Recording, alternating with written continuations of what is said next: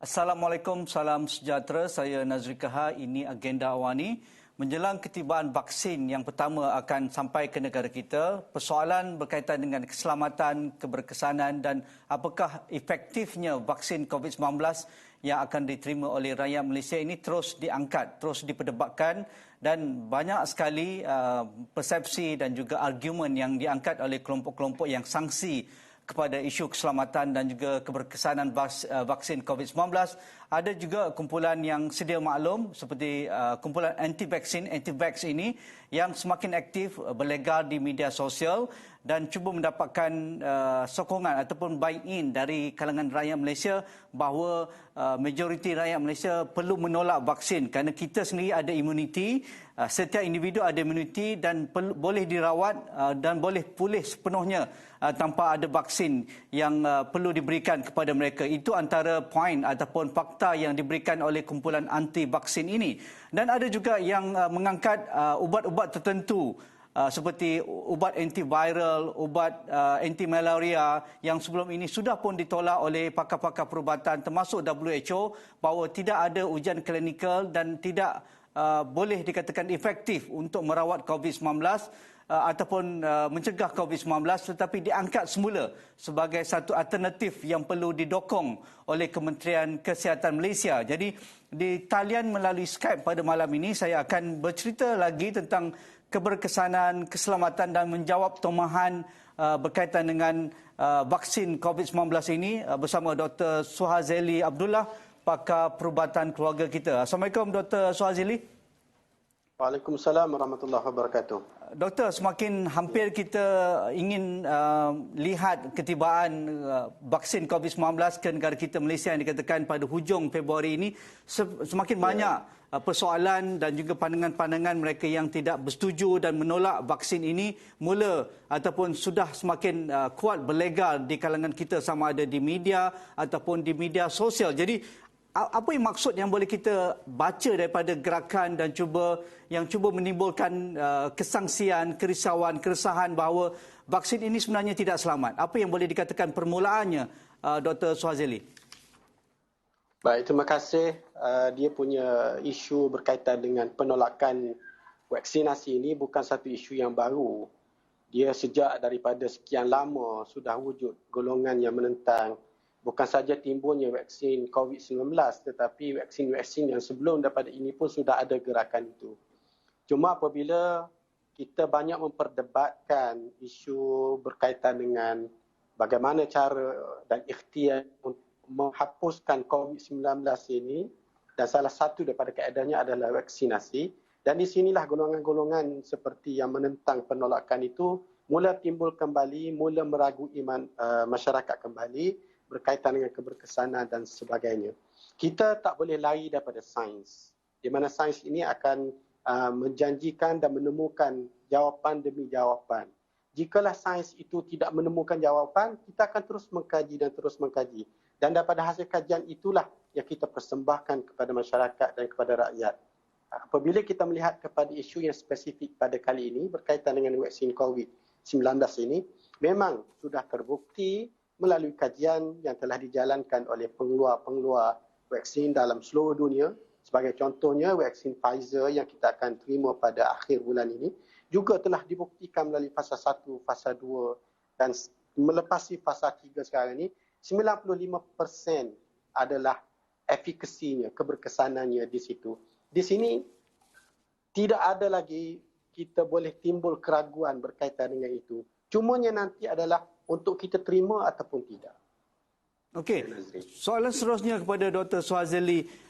Kelompok ini mengangkat yang terkini dikatakan satu kumpulan pakar-pakar perubatan dan juga NGO mendakwa ubat Ivermectin yang dicadangkan berkesan untuk merawat COVID-19 sudah pun terbukti keberkesanannya untuk sebagai ubat antiviral dan disahkan oleh WHO. Mengapa tidak Malaysia, KKM menggunakan Ivermectin? Saya rasa di sini timbul satu kekeliruan di kalangan masyarakat. Kita dalam perubatan ini terdapat dua modul yang penting ataupun dua cabang yang penting. Iaitu pertama adalah cabang pencegahan. Di mana cabang pencegahan inilah vaksin.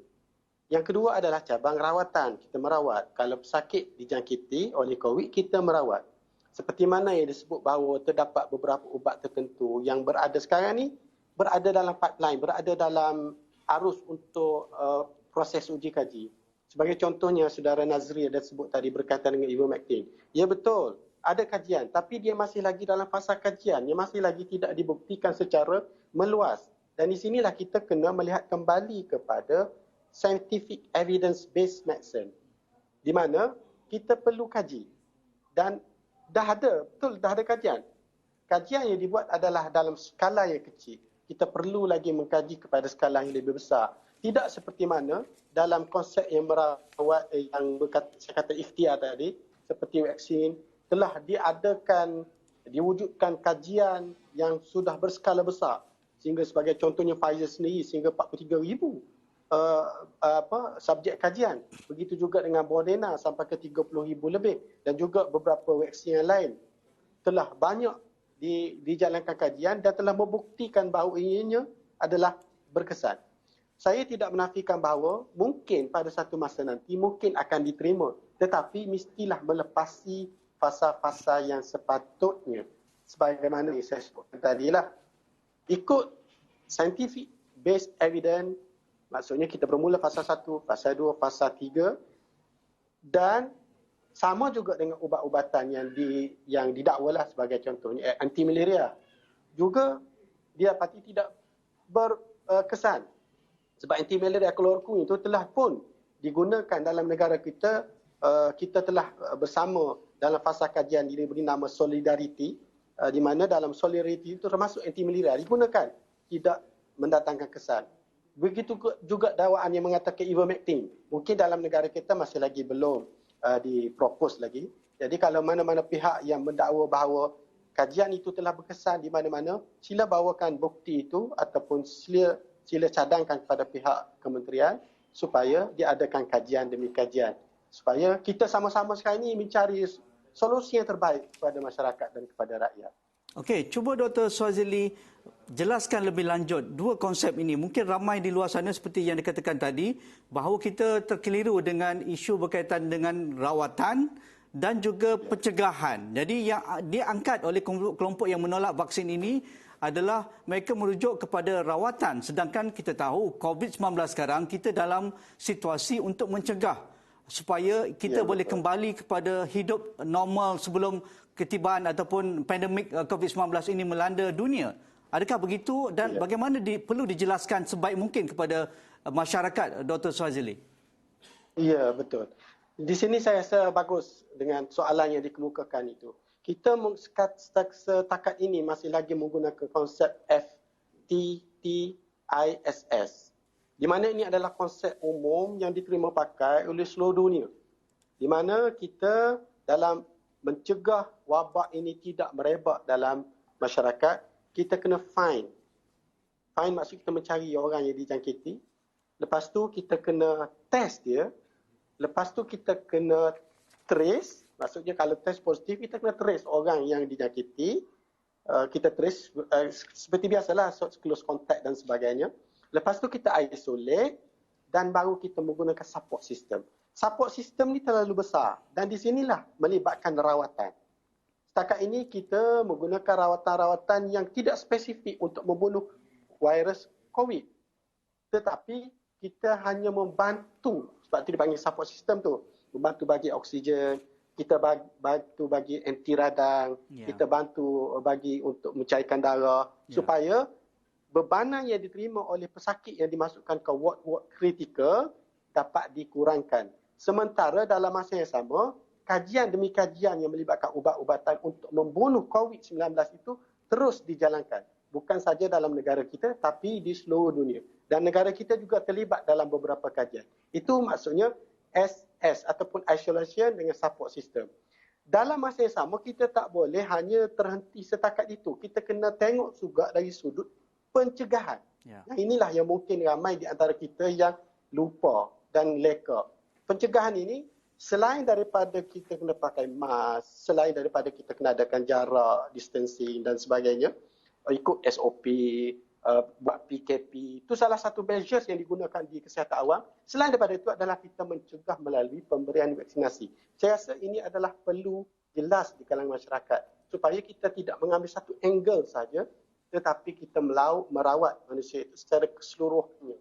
Bermula daripada pencegahan, andai kata dijangkiti, kita akan terus merawat dengan kaedah-kaedah yang terkini dan mempunyai evidence base. Ada juga pandangan sebahagian masyarakat apa yang kita lalui sekarang apabila Kementerian Kesihatan mahukan sukarelawan kita tampil ke hadapan untuk menerima vaksin ataupun menerima sebagai sukarelawan untuk ujian klinikal fasa ketiga.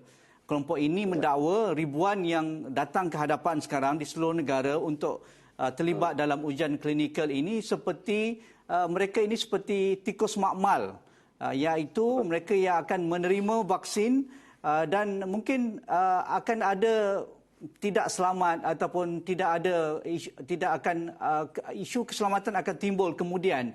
Jadi bagaimana kita nak membaca ataupun menjawab tuduhan-tuduhan sebegini? Baik, saya ucapkan syabas dan tahniah kepada sukarelawan yang sanggup tampil ke depan. Kita kalau mengikut apa yang dinyatakan oleh Perdana Menteri pada 12 Januari yang lalu, kita membuka lebih kurang dalam 3,000 partisipan, 3,000 peserta untuk satu vaksin yang dibangunkan oleh China. Ini adalah usaha kita untuk yang pertama sekali adalah untuk mencari solusi yang terbaik. Bukan saja Pfizer, bukan saja Moderna, bukan saja Janssen, bukan saja Sinovac, tapi kita membantu untuk mencari vaksin yang dikeluarkan oleh China tersebut. Sebab apa? Yang pertama sekali, dalam konsep kajian klinikal, dia ada dua fasa yang penting. Fasa yang pertama dia panggil fasa praklinikal. Di mana praklinikal ini dia menggunakan tikus makmal, dia menggunakan kuda, dia menggunakan monyet dan pelbagai lain lagi. Di situ setelah selamat digunakan, dia ada 3 elemen penting yang perlu kita ketahui. Pertama, adakah selamat? Yang kedua, adakah dia kesan sampingan, sama ada tinggi ataupun rendah? Dan yang ketiga, ikut dos tu berkualiti ataupun tidak. Setelah selamat di praklinikal, sama ada ke atas haiwan, ke atas tikus dan sebagainya, barulah dia akan pindah kajian itu ke fasa klinikal. Dan ini satu konsep ini adalah telah lama kita jalankan, sudah daripada berpuluh-puluh tahun. Inilah konsep yang digunakan pada semua ubat. Dalam negara kita ni lebih kurang 1,700 jenis ubat, semua mesti melalui fasa ini. Kita tak lompat kepada fasa-fasa yang bercampur-campur, tapi mesti melalui fasa praklinikal, lepas tu fasa klinikal. Di mana fasa klinikal adalah untuk manusia, diuji pada manusia. Jika fasa 1 yang lebih kurang dia guna dalam 50 orang, selamat, kurang kesan sampingan, dan dia berkualiti, baru dia pindah ke fasa yang kedua, dalam 300 orang. Okey. Lepas tu kalau betul-betul selamat, dia berkualiti, dan dia kurang kesan sampingan, ikut dos yang sesuai dan sebagainya, baru kepada fasa ketiga yang lebih besar. Di sini tidak timbul bahawa kita ini jadi tikus makmal. Tidak timbul. Sebab ini adalah konsep yang telah digunakan pakai sejak sekian lama dan telah mematuhi etika-etika yang sepatutnya. Jadi maksudnya Dr. Shazili, ini bukan perkara baru. Ini bukan amalan perubatan yang baru. Ia sudah diamalkan sejak sekian lama mengikut piawaian protokol standard operasi yang ditentukan oleh badan-badan perubatan dunia termasuk WHO. Termasuk juga kalau kita boleh bandingkan ubat Panadol yang kita makan ketika pening ataupun sesama. Begitu juga Dr. Shazili. Betul. Ya, betul. Itu konsep yang sama telah digunakan sebelum ini. Sebab tu saya ucapkan syabas dan tahniah kerana kalangan rakyat kita lebih kurang 3,000 tu berada di sana untuk membantu negara bagi menyelesaikan masalah yang begitu besar sekarang ini. Okey, yang terkini Dr. Shazili, mereka juga mengambil insiden-insiden yang mungkin rare berlaku di luar negara yang sudah pun melakukan imunisasi kepada rakyat mereka. Yang terkini apabila Norway melaporkan mereka yang sudah divaksin, sudah ambil jab vaksin COVID-19, terutamanya kelompok tua 65 tahun ke atas, ada yang meninggal ada yang mungkin mendapat kesan sampingan yang agak parah, iaitu kesan sampingan peringkat 3. Jadi macam mana kita nak menjawab persoalan-persoalan sebegini? Adakah benar ataupun perlu juga kita teliti data-data perubatan yang lain sebelum kita mengangkat ini kesan ataupun impak kepada kelompok-kelompok rentan orang tua 65 tahun ke atas? Contoh di Norway. Ya, betul. Di sini perlu saya nyatakan bahawa kita tidak menafikan akan ataupun kemungkinan keberangkalian berlakunya kesan-kesan sampingan. Kita tidak nafikan. Dia panggil dan kita juga tidak mengatakan bahawa vaksin itu mutlak 100%. Bagi vaksin, semua hidup, semua selamat. Tidak. Dan di sini perlu juga diingat, dalam mana-mana fasa kajian sekalipun, dia terdapat dua kemungkinan. Pertama, sama ada ia adalah betul akibat daripada vaksin tersebut, kita beri nama sebagai causal relationship. Yang kedua dipanggil temporal relationship. Temporal relationship ni maksudnya dia berada dalam edah pemberian vaksin ataupun edah kajian. Jadi dalam edah kajian itu kita mesti mencatatnya walaupun mungkin ia berlaku. Contohnya, saya boleh kata sebagai contohnya, kalau kita cocok vaksin pagi ni, tiba-tiba kita accident depan klinik. Adakah kita kata akibat daripada pemberian vaksin? Tidak. Tidak kan? Ataupun kita makan nasi lemak pagi ni, tiba-tiba mati petang tu. Adakah kita kata nasi lemak tu penyebab kepada kematian? Tidak. Dia mesti dijalankan kajian kenapa mati. Dan seperti mana kalau kita lihat di beberapa tempat yang mati itu, contohnya di UK, yang 2 kematian tu akibat daripada serangan jantung. Tetapi ia masih dalam edah kajian itu lagi. Dan akan dicatat dan dimaksud bahawa kejadian itu berlaku. Sama juga dengan Norway. Pada masa tersebut, jumlah kematian kalau tidak diberi vaksin sekalipun, penduduk di Norway 300 orang mati. Ya. Maksudnya, kita boleh katakan ia adalah temporal relationship. Maksudnya dia berkadar dengan masa. Kalau bagi ke, tak bagi ke, matian tetap wujud. Tambah-tambahlah apabila dah berumur. Jadi di sinilah masyarakat perlu faham berkaitan dengan kaedah ini. Dan apabila dibuat postmortem pun memang kematian itu akibat daripada beberapa penyakit yang sudah tua, ada penyakit sampingan yang dah ada, jantung, kencing manis dan darah tinggi dan sebagainya. Tidak dikaitkan secara direct daripada pemberian vaksinasi.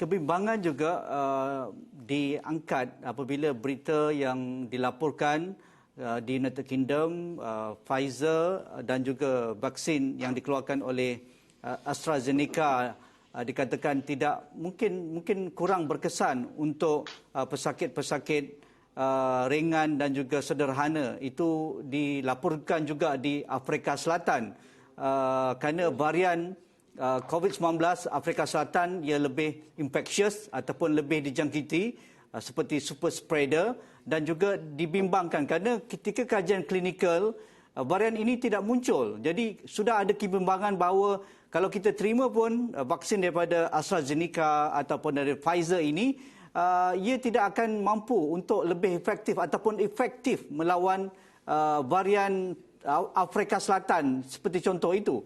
Boleh Dr. Swazili jelaskan? Ya, ini satu soalan yang agak penting dan saya rasa perlu diperjelaskan baliklah. Apabila kita nak menilai keberkesanan sesuatu vaksin itu, walaupun dalam sudut kajian klinikal mengatakan bahawa ianya 90%, 95% berkesan. Tetapi apabila datang kepada komuniti, di sini ada beberapa measurement ataupun beberapa skala lain ataupun saya boleh kata ada beberapa faktor yang boleh mempengaruhi keberkesanan tersebut. Mungkin tidak akan mencapai kepada 95%. Tetapi variability, maksudnya julat di antara keberkesanan itu tidak lari jauh. Okey, tidak lari jauh. Di antara beberapa faktor yang dibincangkan oleh beberapa pakar, yang pertama sekali adalah herd immunity.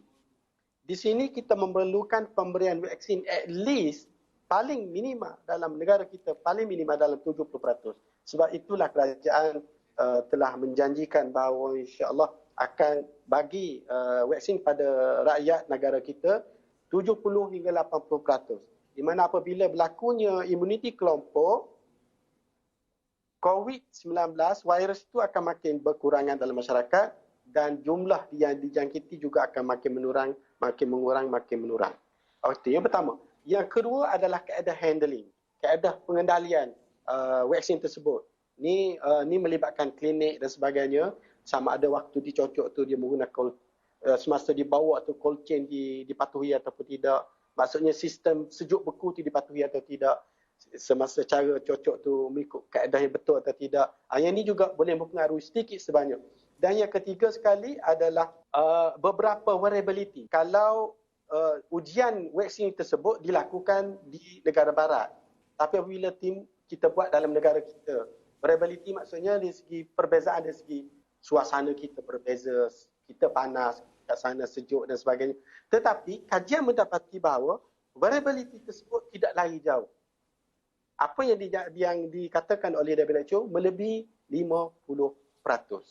Baik, kembali kepada varian di mana yang saudara Nazir sebut tadi. Varian ini betul, dia adalah satu varian yang cepat menyebar, super spreader. Tapi kajian mengatakan bahawa dia tidak membawa kepada virulensi. Maksudnya dia punya cepat merebak tetapi dari segi virulen.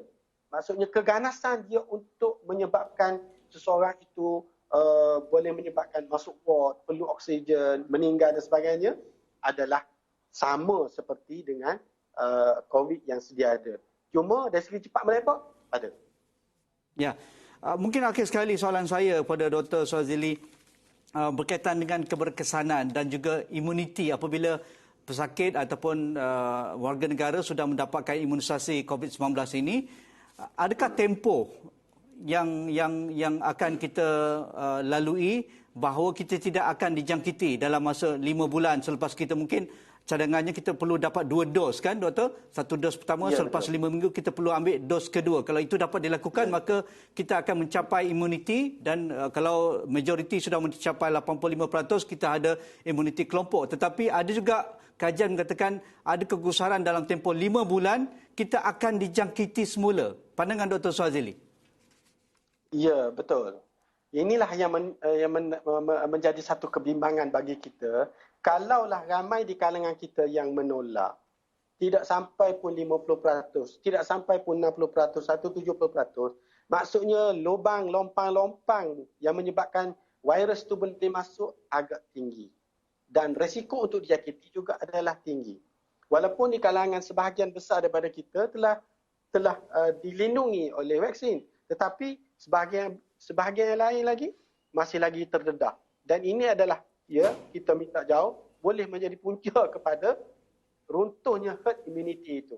Jadi di sinilah seperti mana yang saya sebut bahawa kita perlu tingkatkan kita punya kesedaran bahawa kepentingan untuk mendapatkan vaksin itu adalah tinggi. Di mana kalaulah diberi vaksin itu secara menyeluruh, seperti yang saya sebutkan tadi bahawa virus akan tidak dapat masuk ke dalam populasi. Virus apabila tak dapat masuk, dia tidak.